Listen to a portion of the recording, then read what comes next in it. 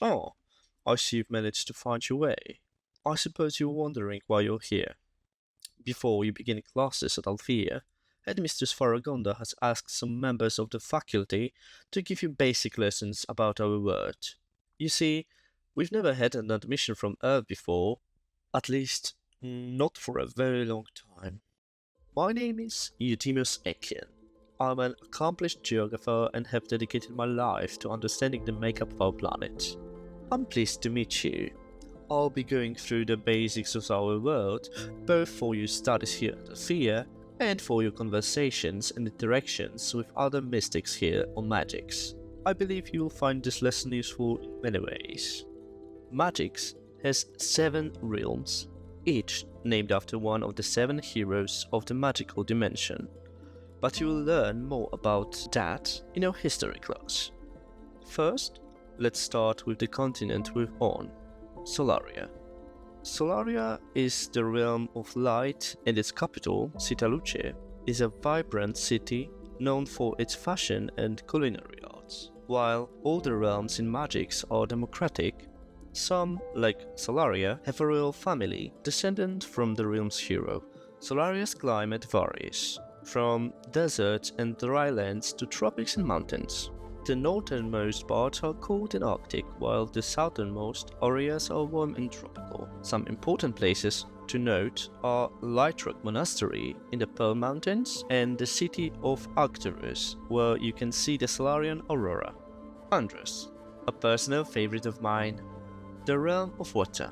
With a tropical climate, frequent rainfall and thunderstorms, Andros is a luscious and beautiful realm. The capital city, Amanzi, features breathtaking architecture and crystal-clear oceans. In Andros, you will also find Atlantis, a unique city that's part land and part sea, where merfolk and mystics coexist. Additionally, one of the oldest cities of Magix, Nile, is located in part of the realm of song, melody. Now, whilst you could guess the national element for Solaria and Andros being light and water, Melody's element is actually earth. This realm boasts several fascinating cities such as the coastal Tianmi and the vibrant Oppositus. In Oppositus, citizens embrace opposites in their daily lives, believing it's the key to happiness. Melody's climate resembles Andros, but is somewhat drier. It features many mountainous regions, with the Joeshue Mountains being the largest. Nestled among them is the enigmatic city of Shenmi, which we will delve into during your 3rd-year module on hidden cities if you so choose. Jianzhou serves as a capital, showcasing the realm's natural beauty and its harmonious relationship with nature, much like Linfia. Unlike some other realms, Melody doesn't have a royal family. Instead, it has a head of state and council members. Next up is my home realm, Heraklion, often referred to as the realm of the sword. We Heraklids hold family and deity in high regard and call the largest realm in Magix our home. Our climate tends to be colder than many other realms, with the southern areas staying temperate most of the year, while northern Heraklion can get quite chilly. Our capital city, Gladius, is enormous and renowned for housing some of the finest weaponsmiths in the entire dimension. Although we no longer have a national element, it used to be metal in days gone by. To be honest, there is a fair bit of political turmoil in Heraklion currently. The royal family doesn't enjoy much popularity among their own people or the rest of the world, but let's save that topic for another time. I don't want to leave you with a negative impression. Heraklion has its share of enchanting places, like Baculus or Fastis, which are truly captivating cities. The wondrous realm of Linfia, a vast, lush rainforest paradise. Their national element is earth, and the people have a deep connection with their natural surroundings. They approach technology in a thoughtful and eco-friendly way, truly living up to their reputation as the realm of nature. Nestled among the mountains, you will find the capital city of Artemis, harmoniously integrated with the natural terrain.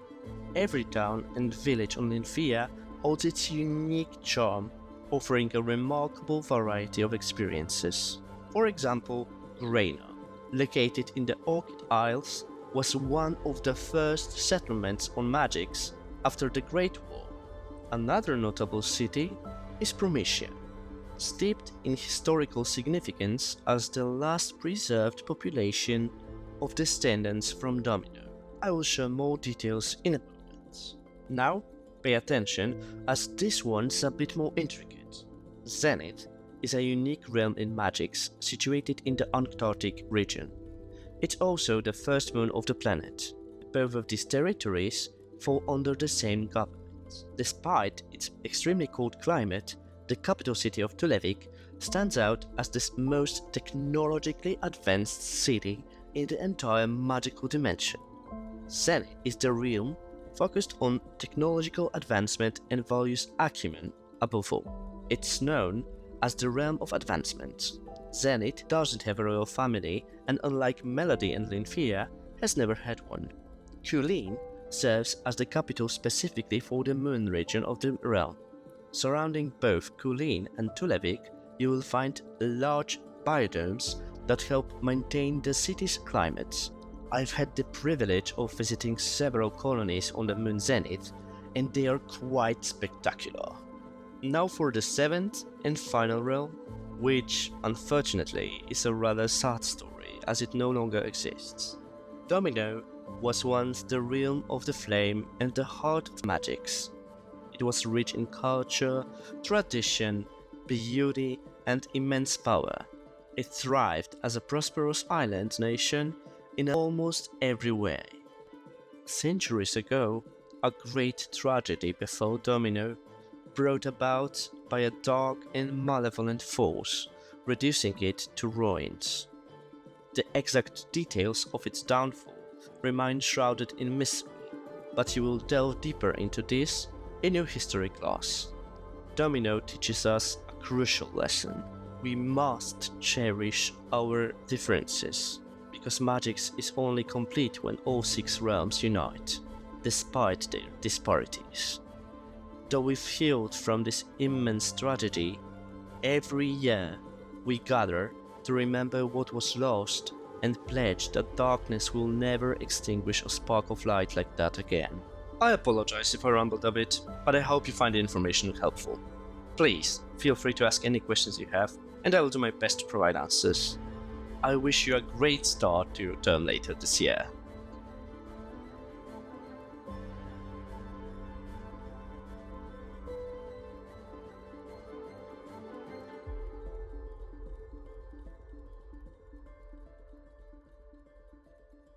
Good day. May I help you at all? Oh, of course. You must be the student from Earth Faragonda told me about. Please excuse me. My brain runs away from me at times. Please sit down wherever you like. Now, let's dive into history. It's crucial to learn from the past to avoid repeating mistakes in the future, as the old saying goes.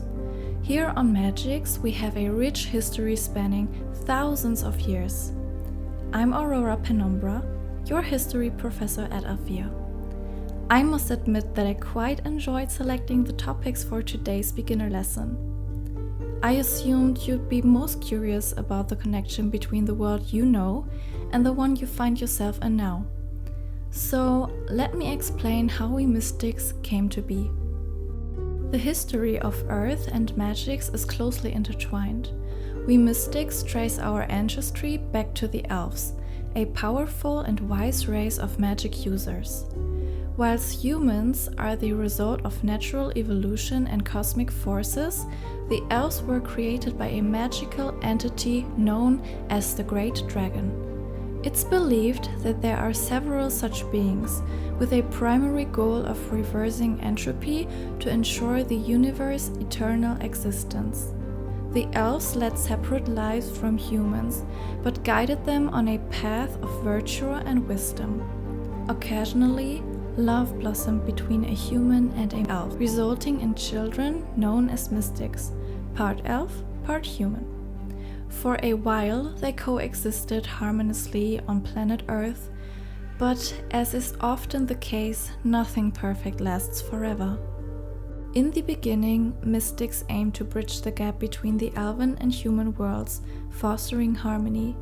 Yet, a dark turn took place as humans began to shun magical creatures. Hatred and jealousy festered towards both mystics and elves. Some believed humans to be naturally envious beings, but a far more sinister explanation lurked behind the scenes. A creature from another dimension, the antithesis of the Great Dragon, a shadowy puppeteer manipulating events. Whilst the existence of the Great Dragon is widely accepted, there's a debate about whether it's a conscious entity or merely a universal concept or power. The existence of its opposite remained uncertain. It is thought that this mysterious creature harbored a deep-seated loathing for the Great Dragon and all its creations, driving it to seek their destruction. An epic showdown between the Great Dragon and this malevolent creature unfolded, aided by the 7 legendary heroes: Domino, Alfea, Solaria, Melody, Zenith, Heraklion, and Andros. Together, they defeated the wicked menace and sealed it away, ensuring that its dark powers would never tempt anyone again. That pivotal event unfolded around 3 millennia ago. Regrettably, the rift between elves and humans remained unhealed. To remedy this, the Great Dragon forged a pocket universe, complete with a solar system akin to Earth's. This marked the birth of Magix and the entire magical dimension. Mystics and elves from various corners of Earth made the momentous decision to migrate to Magix for a fresh start. Only elves and mystics were permitted to traverse the dimensions. The gateways were kept open, harboring the hope that one day the two worlds might reconcile and unite once more. For the next 2,000 years, that hope endured.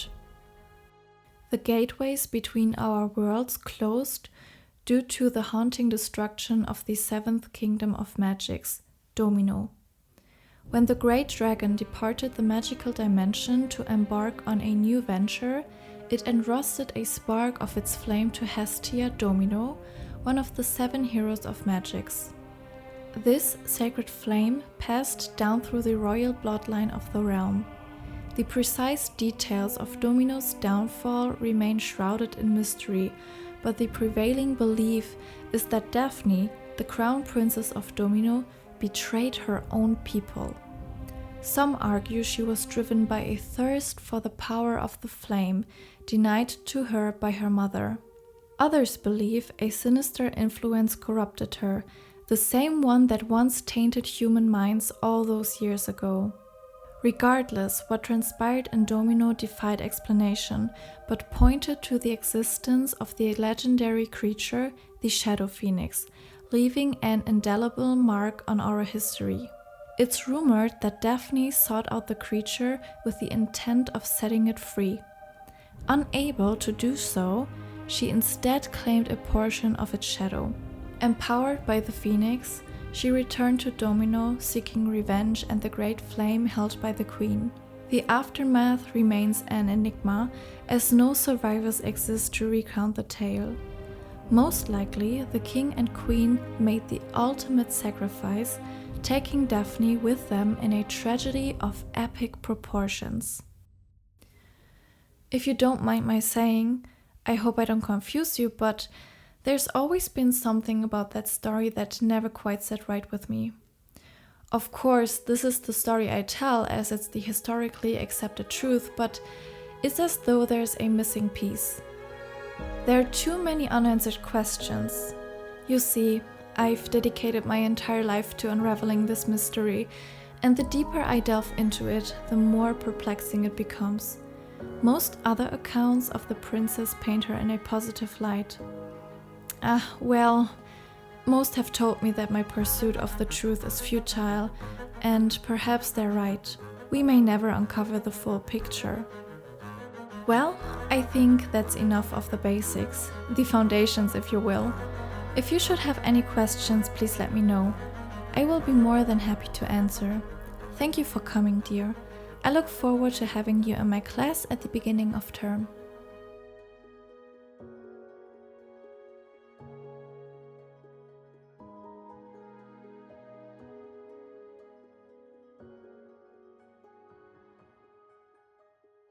So, you must be our newest student. On behalf of the entire faculty and student body, welcome to Alfea. I hope you've been enjoying your classes so far. Brace yourself, though, because mine happens to be the most fascinating, so it might feel like a bit of a decline from here, I'm afraid. I'm Professor Kepler Cornares, specializing in astronomy right here at Alfea. My focus is specialty on the moons and planets outside of Magix in the magical dimension. We have a lot of ground to cover and time is limited, so let's dive right in. In the solar system of the magical dimension, we have a total of 7 planets. Now, the magical dimension is essentially a small pocket universe. Whilst we can observe the vast cosmos from within, we are unable to venture out, and those from outside can't enter.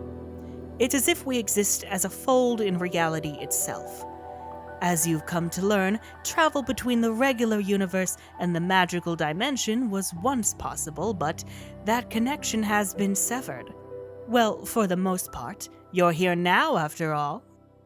Now, let's talk about the planets. The first couple of them remain relatively unexplored and inhospitable due to their proximity to the Sun. First up is Lilith and its moon, Hecate. Lilith experiences incredibly high temperatures and possesses a thick, toxic atmosphere. The second planet from the Sun, Circe, shares a similar story. It lacks any moons, and while it does cool down enough at night to theoretically support habitation, its very thin atmosphere makes it unsuitable for life. However, there's hope for Circe with the potential use of new biodome technology from Zenith that could one day make it habitable. Now, I'm sure you're familiar with this one. It's the planet Magix, the heart of the magical dimension, and home to the majority of life here. Conditions on Magix are conducive to life and bear striking similarities to Earth in many ways. You're aware of its 7 realms and the fact that it ranks as the 4th largest planet, slightly larger than Lilith. Magix boasts 2 moons, Zenith, which is colonized, and the smaller Sidereal. While all mystics on Zenith reside within biodomes, Siderians have developed the ability to survive in the intricate cave system thanks to an indigenous oxygen-producing plant. Named in honor of one of the greatest magic users in history, Merlin is the 4th planet from the Sun and the 2nd largest in the magical dimension. It's a lush green gas giant, rendering it completely uninhabitable. Merlin possesses 3 moons, Morgana, Medusa, and Nimue, each with small research bases but mostly uninhabited.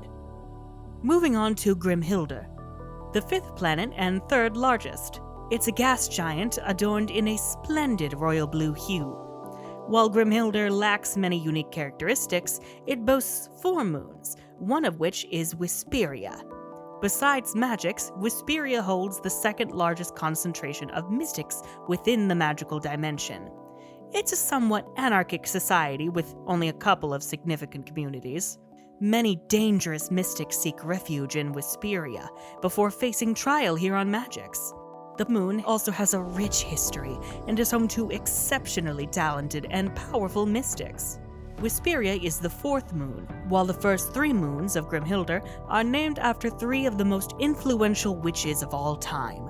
The ancestral witches, who paved the way for all witches and wizards today. Each moon harbors varying degrees of danger. Now, let's delve into one of my personal favorites, a planet shrouded in mystery, Arcadia.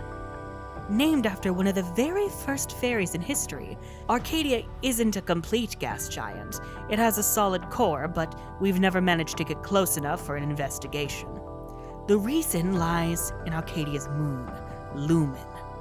Although one of the most captivating and beautiful of all planets and moons in the cosmos, spectral beings inhabit Lumen and aggressively repel any ships approaching Arcadia. Whatever secrets they guard, we've yet to uncover. Perhaps one day we'll unlock the mystery, or perhaps it's wiser to let it be. Lastly, we have Omega, the smallest planet and the 7th from the Sun. I must warn you, it is not for the faint-hearted. Omega serves as a prison for the magical dimension's most notorious and malevolent offenders. Escape from Omega is impossible, and most prisoners sent there succumb to the extreme cold within hours. However, a few have managed to survive by seeking refuge in the planet's caves, often harnessing their powerful magic to do so. The exact number of mystics on Omega remains unknown, and those sent there are forgotten by society. There exists a portal here on Magix in case of emergencies, although it has never been utilized or opened. You can find it on the continent of Zenith. And that's it, at least with the basics. I'm eagerly anticipating having you in my class this term. I'm always available to address any questions you may have. I maintain an open-door policy, and should you ever wish to drop by for a chat over some tea, feel free. I do have several inquiries about Earth that I would love to pick your brain about. A moment, my dear. Before you go, please close the door. There's one last thing I should share with you. You ought to be aware that it's strictly forbidden to discuss this, but I believe it's better that you hear it from me. Many believe in the existence of an 8th planet, situated at the outermost edge of our solar system, cloaked in darkness. You won't find any mention of it in the books, on the internet, or even discussed in any Magix class. It is deemed forbidden to acknowledge its existence. Why? I am afraid I don't have the answer, my dear. It's possible that the Magix Council considers it to be nothing more than an anti-truth piece of folklore. Personally, I firmly believe that there is an 8th planet out there, and many others share this belief, passed down through generations from their parents and grandparents. It's crucial that you understand never to speak of it. If someone mentions it to you, either ignore it or come directly to me. Do you understand? Good. Now you should be on your way, my dear.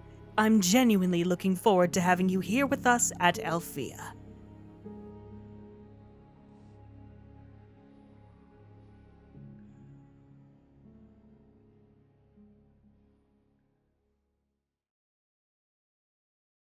Look who we have here, our little runaway from Earth. I sense we're destined to become fast friends. Welcome to Mystipology. My name is Evangeline Mistral. I assume the headmistress has already briefed you on the beginner classes you'll be attending today? Excellent. I presume you're somewhat acquainted with the concepts of geography, history, and astronomy. This class is quite unique. Mystipology is the study of the mystic species, akin to anthropology, which focuses on humans. It incorporates elements from biology, history, and geography, all wrapped into one fascinating subject. Whilst you won't be required to delve deep into Mystipology throughout your education at Alfea, grasping the basics is essential. I'll do my best to cover as much ground as I can. As you are already aware, mystics are a crossbreed between elves and humans. Whilst the common belief is that it's a straightforward 50-50 mix of DNA, the reality is more complex. In truth, the DNA of humans and elves amalgamates in such a way that it creates an entirely new genetic makeup. No mystic can be considered more elf or more human than another. We are all equally so, and our genetic similarity is consistent across the board. Initially, there was a hypothesis that magical potential might be linked to a higher concentration of elven DNA, but this has proven to be untrue. The scientific term for a mystic is magus extraordinarius, which translates to extraordinary mage. Mystics exhibit a wide range of variations, much like humans. We display diverse hair, eye, and skin colors. However, unlike humans, our hair and eye colors can be quite unique, far beyond what is natural on Earth. Some of us even boast purple or orange eyes. Overall, our coloring tends to be more vibrant and saturated compared to the human, although this is just an average observation. The most significant distinction among mystics is what we refer to as our magical potential, colloquially known as Winx. It quantifies the extent of the full spectrum of magic a mystic can manipulate and is a defining characteristic of each mystic. Your magical potential defines your class. Based on current observations, a variety of environmental and miscellaneous factors, not solely genetics, influence your affinity for magic. Expanding your potential is possible but highly challenging, so most modern-day mystics rarely undertake this process. Various tests are available to determine your Winx, thereby guiding adolescent mystics on their chosen paths. However, every citizen of Magix is free to pursue their desired direction. There are 4 primary types of mystics. The first category is scholars. They lack the ability to control elemental forces but possess exceptional mental powers. Their talents are focused on specific niches, which can range from mathematics to sports to art. It's worth noting that individuals from other classes can also exhibit heightened aptitude, like a scholar. What sets scholars apart is their inability to exert control over matter. That is key. The second type of mystic is known as a wielder. They have the capacity to manipulate matter, but require specialized tools and weapons to do so. This class is the most common, leading to several subcategories. Some become specialists, others are sorcerers, and some pursue craftsmanship. Specialists rely on magical weapons to harness their magic, sharing many similarities with us fairies. Now, let's delve into one of the rarer forms of mystics, the Arcanist, which is what you are, a magic wielder. A mystic capable of exerting control over at least one element without relying on external tools. There are 2 subclasses within the Arcanist category, fairies and witches or wizards. They hold contrasting ideologies and maintain a friendly rivalry. Fairies undergo a transformative process once they reach a certain degree of control over their potential, sprouting wings and gaining heightened power. This is called Etherlux, or more commonly, transformation. Witches follow a similar path to fairies in their training, but focus more on practical and modern applications of magic, as opposed to the ancient and esoteric forms. Not to say each doesn't dabble in the other, of course. When a witch attains the same level of mastery as a fairy, instead of embracing transformation, they reject it entirely, following what is known as the Eternox process. This distinction separates witches from fairies. Whilst fairies can typically control more than double the number of elements compared to witches, witches or wizards are considered significantly more potent, creating a trade-off between sheer power and versatility. Lastly, we have the mundanes, a rarity among this species. Mundanes exhibit no observable interaction with magic. The primary difference between mundanes and humans lies in their lifespan. In Magix, they are not ostracized, but many individuals tend to empathize with them. There have been instances of mundanes unlocking remarkable magical potential, but as I mentioned earlier, this is not a common occurrence. I'll mention one more intriguing detail. There is, in fact, a 5th classification of mystic, about which very little information is available. They are known as warlocks. You could count the number of times they've appeared in history on one hand, but they have existed. Initially, warlocks were thought to be a variation on witches or wizards. In reality, a warlock possesses a unique, yet terrifying ability to undergo the Eternox process without severing their connections to the other elements. Instead, they seem to strengthen this link. Warlocks wield the heightened power of a witch or wizard, whilst accessing the entire spectrum of magic, seemingly possessing limitless magical potential. It's an exceedingly rare phenomenon, more of an intriguing tale than practical knowledge. Perhaps I can entice you to join my class when you begin later this year. That pretty much covers everything. Feel free to ask any questions you may have, and I'll do my best to provide prompt answers. It's been a pleasure meeting you.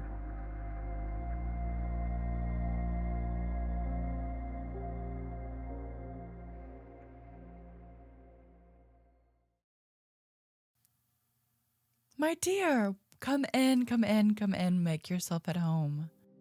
I've been wondering when you'd stop by. Tea? I trust that the other professors have brought you somewhat up to speed. Allow me to introduce myself.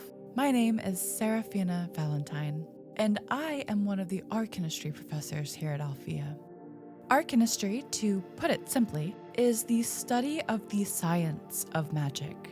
How magic itself works, the essence of magic, and how we mystics interact with magic. So without further ado, let's get started. Magic is an integral part of life here in the magical dimension. It is defined as the telekinetic ability to control, manipulate, or alter aspects of the universe. Magic takes various forms, yet it adheres to the same universal laws and principles. Whilst I may not be able to impart all there is to know about it today, my aim is to provide you with a solid foundation for your studies here at Alfea. In order to comprehend how magic operates, it is absolutely crucial to grasp the concept of the elemental law. This law serves as a framework for magical affinities, stemming from the 4 alchemical elements: water, fire, earth, and air. 12 other classifications of magic emerge from these elements, and their interconnectedness within the law enables us to visualize a mystic's path as they learn multiple elements. Now, not every mystic can master every affinity. Each of us possess a natural inclination towards a specific element, which we call our primary power. From there, we can progress along the law to reach our magical potential. For fairies, this often encompasses 4 or 5 attunements.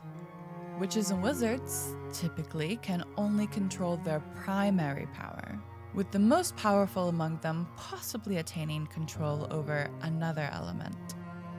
Elemental law serves as our foundational understanding of magic. But a significant disruption occurred a few centuries ago with the discovery of light magic. This form of magic did not fit within the confines of what we knew. It wasn't until the revelation of space magic that archaeologists postulated an entirely new law, distinct from the one that we were familiar with.